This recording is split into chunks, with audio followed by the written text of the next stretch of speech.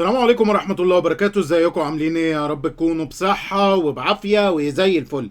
في البداية ما تنساش ان انت تصلي على الحبيب صلى الله عليه وسلم. ما تنساش الصلاة على الحبيب، مهمة جدا. بعد ما صليت على الحبيب تعالى نبدأ اول حاجة بموقف اصابات النادي الاهلي، لان كل يوم في ضيف جديد بينضم لقائمة المصابين.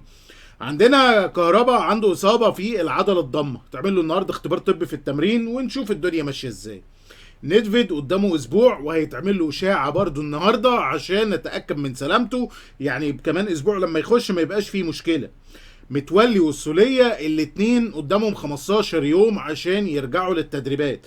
خالد عبد الفتاح 15 يقدر يكون جاهز للمباريات. فده موقف اصابات النادي الاهلي حاليا. كل يوم في ضيف جديد. طبعا صلاح محسن قدامه اسبوع هو كمان. وهنا لما شفت صلاح محسن واصابه كهربا قعدت افكر تفكير كبير جدا، وهو فكره ان احنا ازاي كنا هنبدا الموسم واحنا ما عندناش مهاجم. يعني تخيل كده معايا عزيزي المشاهد، وانت اتاخرت في المهاجم، وبالتالي فانت داخل المباراه بتاعه سان جورج احتمال كبير قوي ما يبقاش عندك مهاجم، وتضطر ان انت توظف بيرسي تاو كمهاجم. يعني هتضطر ان انت توظفه كمهاجم، او ان انت تفتكس وتجيب طاهر محمد طاهر يبقى هو المهاجم. وده على اساس ان كولر الفتره الاخيره دي بقى بيعتمد على طاهر في المهاجم. لما يكون كده الدنيا قافله، طب حط طاهر محمد طاهر، بما انه هو شكله كده بيجرب له اي مكان، بما ان كار الوينج مش لايق عليه، فالراجل بدا ايه يجربه في حتت كتير. ف زي ما بقول لك، فانت هتفتكس بقى، تحط طاهر مره، تحط مش عارف ايه مره، فانت هتبدا تفتكس. وهنا السؤال، لاني سبب تاخير صفقه المهاجم هو كان عدم اقتناع الاخوه في لجنه التخطيط ان احنا عايزين مهاجم. شايفين ان احنا لا تمام، ده احنا كده زي الفل، ده احنا عندنا مهاجمين وكتير. فتخيل انت اهو هتخش مباراه افريقيه بدون مهاجمين، وتخيل انت هتلعب في بطوله الدوري ما عندكش المهاجم اللي هو انت اصلا كنت معتمد عليه الموسم اللي فات، وهو كهربا 6 مباريات متتاليه هو مش موجود معاه بسبب الايقاف. موضوع التخطيط ده محتاج نظره شويه. يمكن شوبير امبارح كان اتكلم على حاجه ليها علاقه بامام عاشور، قال لك ان امام عاشور كان من كام سنه اتعرض على النادي الاهلي وكان وقع، وكان ساعتها انت تخلصه بنص مليون جنيه. فيشاء السميع العليم ان انت تروح تجيب نفس اللاعب هو بعد 3 سنوات ب 2.5 مليون ولا 2.7 مليون دولار. فطبعا قيمه الضعف ده الضعف الكتير قوي. ف يعني وده برضو يرجع الى التخطيط السيء، انت برضو خططت سيء. ف يعني دي حاجه لازم ايه تكون عارفها. فدي حاجه.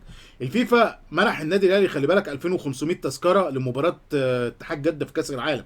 وده لانك هتيجي، بس التذاكر دي مش هتطلع على السيستم، التذاكر دي هتتباع في مصر، يعني مش هتكون على السيستم. يعني الخناقه اللي حاصله والمليون ونص اللي قاعدين يضربوا بعض على التذاكر، لا دي حاجه تانية. دي ال 2000 ونص انت هتاخدهم يعني ايه تبيعهم في مصر للناس اللي جايه من مصر، تمام.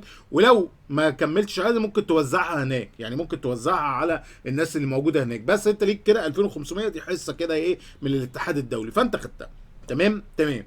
النهارده زي ما بقول لك عوده التدريبات بالنسبه للنادي الاهلي. مدرب الهلال السعودي على شفا الرحيل، ومن هنا بدات بعض الكلام او بعض يعني الهمهمات ان يعني ايه ان في ترشيح لكولر ان هو يكون موجود. ما هو بلاها ناديه خد سوسو، يعني انت رفضت الشباب طب خد الهلال، فاهم؟ ففي ترشيحات لكولر وفيتوريا، يقول لك والله احنا بنفكر في واحد من الاثنين. فدي حاجه برضو لازم تكون عارفها، ان يعني مدرب الهلال يعني كده اعتقد لو اتعرض على فيتوريا فهيروح زي الصاروخ. واحد يقول لي يا عم صباح الفل، هيدفع لك الشرط الجزائي وهيتكل زي الصاروخ. فدي حاجه. طيب وكولر اعتقد ان موقفه واضح، يعني الراجل ما اتعرض عليه فلوس ما اعتقدش يعني. فصعب. والراجل كمان خلي بالك مش غبي، انت خلي بالك تدوير المدربين واللعيبه في الدوريات الخليجيه بيبقى سريع قوي. يعني انت ممكن تروح تلعب لك ماتشين وتروح، مش يعني ما مش هتقعد، ما حدش هيصبر عليك وما حدش الكلام ده كله. فالبيئه بتاعت النادي الاهلي بيئه كويسه، بيئه حاضنه، تقعد قاعد فيها، تقعد تعمل اللي انت عايزه موسم كامل على الاقل، ما حدش بيكلمك. فانت بيئه هاديه، بيئه مستقره. ايه اللي يخليني اروح هناك على كف عفريت؟ هتاخد فلوس كويسه، بس انت مش مضمون تكمل، يعني فاهم. وطبعا انت ممكن تحط شروط جزائيه تخليك قاعد برنس طول عمرك. يعني انت مثلا لو رحت حطيت شروط جزائيه ممكن تخليك قاعد باشا طول عمرك ما بتعملش اي حاجه، ولكن دي حاجه برضو ايه في الحسبان يعني. فهنشوف الحوار بتاع الهلال ده كمان ايه النظام بتاعه.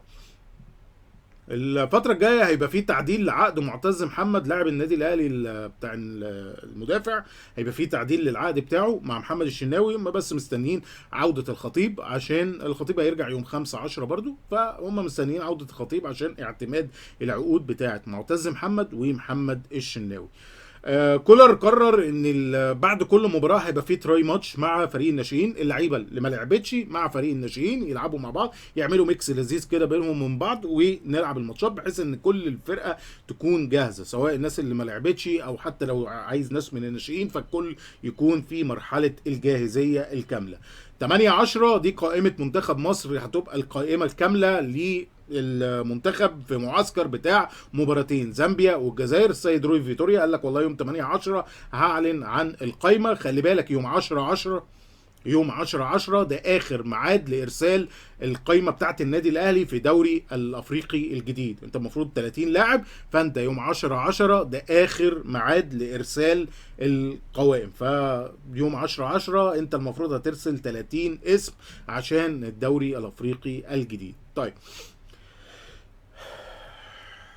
تمام. الوكر القطري النهارده كان ليه تصريحات، يعني النادي الوكر القطري بيكذب فيها بعض الناس اللي هم يعني بيعوموا في ميه الووتر ميلون، اللي طلع قال لك ان حمدي فتحي على ابواب خلاص بيراميدز والكلام ده كله. فنادي الوكره النهارده طلع اتكلم مع الاعلام وقال لك والله ما فيش اي نيه لبيع حمدي فتحي، وحمدي فتحي مكمل وما فيش اي نيه للاستغناء عنه، واحنا مش كبر لحد، وكلام عظيم من الكلام اللي انت عارفه ده.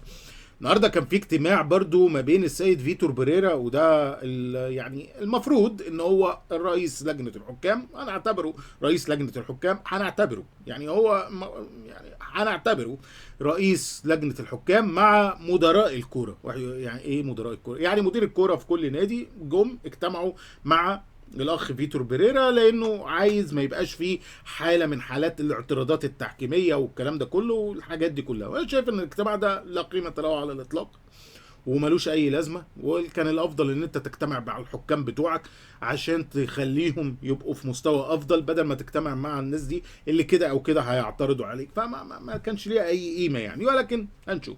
في حاليا في النادي الاهلي تركيز بشكل قوي جدا، بشكل بدني فني نفسي، على مهاجم النادي الاهلي الجديد السيد موديست. انت بتحاول ان انت تجهزه بافضل يعني صوره ممكنه، بحيث ان هو يكون جاهز للفتره الجايه، لان الفتره الجايه التحديات صعبه جدا. يعني الفترة الجاية الدنيا مش يعني مش سهلة. انت هتخلص ماتش سانت جورج، عندك بقى بعد كده الكاس، عندك بعد كده دوري، عندك بعد كده الدوري الافريقي، بعد كده هوب هتلاقي نفسك في كاس العالم للأندية. فانت محتاج توصل بمودست الاعلى فورمه ممكنه. فالراجل يعني كولر حاطط له برنامج بدني وفني ونفسي كمان عشان يقدر يكون جاهز لمباريات النادي الاهلي الفتره اللي جايه. فدي حاجه لازم تكون عارفها. على فكره اللاعب ده حظ وحش انه لما جه كان في مباريات ما ينفعش يلعبها. يعني اول حاجه اتحاد العاصمه الراجل ما شاركش، ثم بعد ذلك لعب مباراه واحده اللي هي قدام المصري، ثم بعد ذلك قاعد بقى بص فتره اهو ما بيلعبش عشان مش مقيد افريقيا. فمباراه سان جورج الاولى، مباراه سان جورج الثانيه، مع ان دي مباريات الراجل ده لو كان موجود فيها كان ممكن ان هو يحرز اهداف تبدا تديله ثقه وتديله بدايه او انطلاقه مع النادي الاهلي. ولكن حظه وحش لسه بقى، هيرجع بقى على الكاس والحاجات دي كلها، وعندك ماتش الاسماعيلي في الدوري، وعندك لفه كده، وبعد كده الدوري الافريقي. فالراجل داخل على منافسات صعبه جدا وتقيله جدا، فلازم يكون بيتجهز بشكل قوي جدا. تمام. بس كده، سلام عليكم.